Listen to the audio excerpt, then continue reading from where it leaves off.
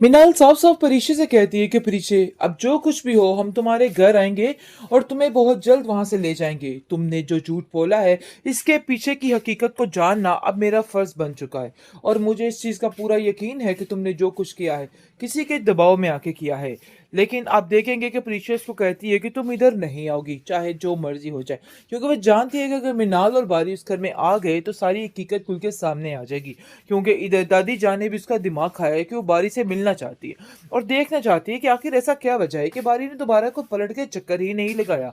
लेकिन मिनाल इस चीज को बड़े अच्छे तरीके से समझ चुकी है और कहती है बारी कि मुझे ऐसा लगता है इन सारी चीजों के पीछे कोई बहुत बड़ी गेम चल रही है और जो कुछ भी हो रहा है ना बहुत बड़ी प्लानिंग के साथ किया जा रहा है।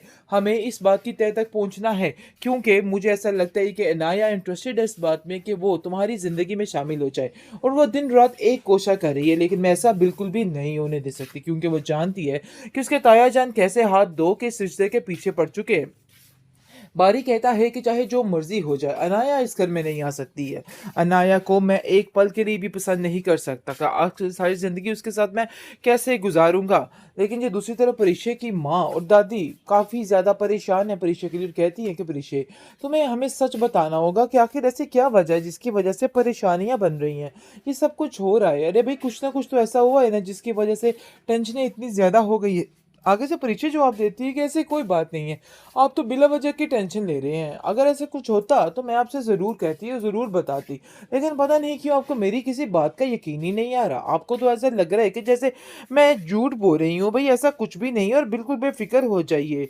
आगे से आप देखेंगे जी बारी जो है वो दोबारा से कॉल करता है परीक्षे को और कहता है कि परीक्षे तुम्हें अपने दिमाग को ज़रा काबू में रखना होगा। मुझे सब समझ आ चुकी है कि तुम जानबूझकर ये सब कुछ करने की कोशिश करी और वो दिन दूर नहीं है जब इसके पीछे की हकीकत को मैं जान लूंगा और मुझे पता चल जाएगा कि आखिर क्या वजह थी तुमने इतना बड़ा स्टेप लिया और तुमने ये दूरी इख्तियार की। इसलिए अब तुम तैयार हो जाओ, ये सब कुछ मैं करके ही रहूंगा। खराब है और कुछ ना कुछ तो ऐसा हो गया है जिसकी वजह से घर के मामलात मुझे सही होते हुए नजर नहीं आते हैं। लेकिन जी परीक्षा साफ साफ इनकार कर देगी और कहेगी कि आप कोई भी ऐसी बात बारी से नहीं करेंगी, क्योंकि आपको नहीं पता कि वो लोग किस तरह के हैं। कुछ लोग दिखने में और वैसे कुछ और होते हैं, बस उन लोगों का भी वही हाल है। लेकिन उसकी जो दादी है वो कहती है कि मुझे इस चीज़ का यकीन नहीं है। परिचय तुम अभी दुनिया की इन सारी चीज़ों से वाकिफ़ नहीं हो। मैं हर चीज़ की बारीकियों को बड़े अच्छे तरीके से समझती हूँ और मैं ये भी समझ गई हूँ कि बॉरी बहुत ही अच्छा और नेक लड़का है और तुम्हें उसके बारे में इस तरह के वहमो गुमान पालने की बिल्कुल भी कोई ज़रूरत नहीं है। मैं तुमसे बस इतना ही कहूँगी कि अपने दिमाग को दुरुस्त करो और उसके बारे में तुम्हारे दिल में जो भी वसवसे चल रहे हैं ना उनको निकाल डालो, क्योंकि वो सिर्फ और सिर्फ तुम्हारे ज़हन के मुताबिक चल रहा है और कुछ भी नहीं है। आप देखेंगे उसकी माँ कहती है कि बेटा आखिर ये सब कुछ क्या है। मैं तो इतनी खुश थी कि सारे मामलात बड़े अच्छे तरीके से हल हो रहे हैं, लेकिन न जाने अचानक से ऐसा क्या हुआ कि हर चीज़ हर किस्म की खुशी जो है हमारी ख़त्म होकर रह गई। वो कहती है कि आप फ़िक्र मत करें, जो होता है ना अच्छे के लिए ही होता है। बस ये भी समझिए कि कुछ अच्छा ही हुआ है, इसलिए आपको बिल्कुल भी परेशान होने की ज़रूरत नहीं है। जो कुछ भी होगा बहुत बेहतर होगा। उसकी माँ काफ़ी हैरान और परेशान है और कहती है कि मैं अपनी बेटी को इस तरीके से तकलीफ़ में नहीं देख सकती। और वो लीज़े से इस मामले पे बात करती है और कहती है कि लीज़े मुझे साफ साफ बताओ कि आखिर हुआ क्या है, क्यों परीक्षे इतनी परेशान है। लेकिन वो हमसे कोई भी बात शेयर करने को राज़ी ही नहीं। उसको ऐसा लग रहा है कि जैसे हमसे अगर वो कोई बात शेयर करेगी तो मामले काफ़ी ख़राब हो जाएंगे। हालांकि ऐसा कुछ भी नहीं है, लेकिन तुम्हें उसे समझाना चाहिए कि हर बात को हमारे साथ शेयर किया करे ताकि उसके दिल का बोझ भी हल्का हो सके। बारी नाया को देखते कि इतना परेशान है और कहता है कि न जाने क्या मिनाल ये लड़की है, बिल्कुल चिपकू सी है और हर चीज़ पर चिपक कर रह गई है। मुझे तो समझ नहीं आ रही कि आखिर कैसे इस लड़की से अपनी जान छुड़वाऊं। खैर मिनाल काफ़ी परेशान है अपने बाइक के लिए और आकर कहती है कि आखिर क्या हुआ है, तो मुझे सारी बात डिटेल से बताओ। मामलात तो सारे संभल गए थे, आखिर ऐसा क्या हुआ जिसकी वजह से हर चीज़ ख़राब हो गई। जिसको सुनकर वो कहता है कि मुझे खुद इन सब चीज़ों की समझ नहीं आई। मुझे लगता है कि हमें जाकर उनसे बात करनी होगी और देखना होगा कि फरिश्ते ने अपना अपना रास्ता कैसे बदल लिया। जिसको सुनकर बारी कहता है कि अगर वो मान ही नहीं रही तो आखिर मैं क्या करूँ? मैं उधर जाके भी क्या करूँगा? मीनाल कहती है कि बात तो तुम्हारी बिल्कुल ठीक है। मुझे परीक्षा से इस हिमाकत की उम्मीद नहीं थी। अरे कुछ ना कुछ तो ऐसा हुआ है जिसकी वजह से ये सब कुछ हो रहा है, वरना इतनी बेवकूफ़ी कोई लड़की कैसे कर सकती है?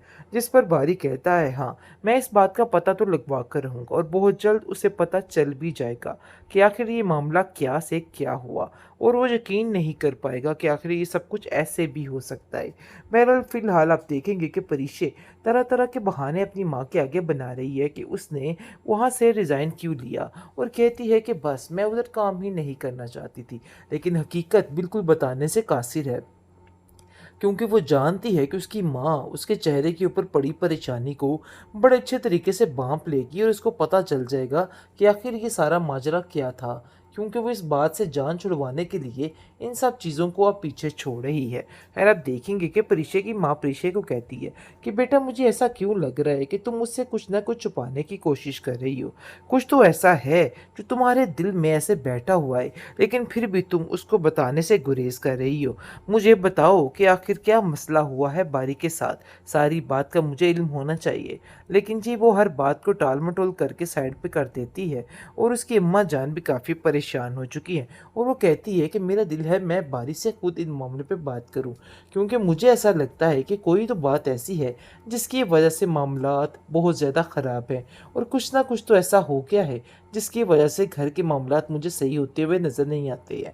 लेकिन जी परीक्षा साफ-साफ इनकार कर देगी और कहेगी कि आप कोई भी ऐसी बात बारी से नहीं करेंगी, क्योंकि आपको नहीं पता कि वो लोग किस तरह के हैं। कुछ लोग दिखने में और वैसे कुछ और होते हैं, बस उन लोगों का भी वही हाल है। लेकिन उसकी जो दादी है वो कहती है कि मुझे इस चीज़ का यकीन नहीं है। परीक्षा तुम अभी दुनिया की इन सारी चीज़ों से वाकिफ़ नहीं हो। मैं हर चीज़ की बारीकियों को बड़े अच्छे तरीके से समझती हूँ, और मैं ये भी समझ गई हूँ कि गौरी बहुत ही अच्छा और नेक लड़का है, और तुम्हें उसके बारे में इस तरह के वहमो-गुमान पालने की बिल्कुल भी कोई ज़रूरत नहीं है।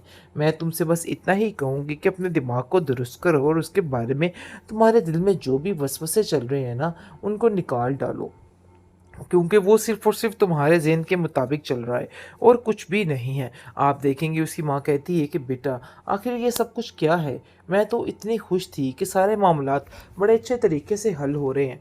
लेकिन न जाने अचानक से ऐसा क्या हुआ कि हर चीज़, हर किस्म की खुशी जो है हमारी ख़त्म होके रह गई। वो कहती है कि आप फ़िक्र मत करें, जो होता है ना अच्छे के लिए ही होता है। बस ये भी समझिए कि कुछ अच्छा ही हुआ है, इसलिए आपको बिल्कुल भी परेशान होने की ज़रूरत नहीं है। जो कुछ भी होगा बहुत बेहतर होगा। उसकी माँ काफ़ी हैरान और परेशान है, और कहती है कि मैं अपनी बेटी को इस तरीके से तकलीफ़ में नहीं देख सकती, और वो लीज़े से इस मामले पे बात करती है और कहती है कि लीज़े मुझे साफ-साफ बताओ कि आखिर हुआ क्या है? क्यों परीक्षे इतनी परेशान है? लेकिन वो हमसे कोई भी बात शेयर करने को राज़ी ही नहीं। उसको ऐसा लग रहा है कि जैसे हमसे अगर वो कोई बात शेयर करेगी तो मामले काफ़ी ख़राब हो जाएँगे। हालाँकि ऐसा कुछ भी नहीं है, लेकिन तुम्हें उसे समझाना चाहिए कि हर बात को हमारे साथ शेयर किया करे, ताकि उसके दिल का बोझ भी हल्का हो सके।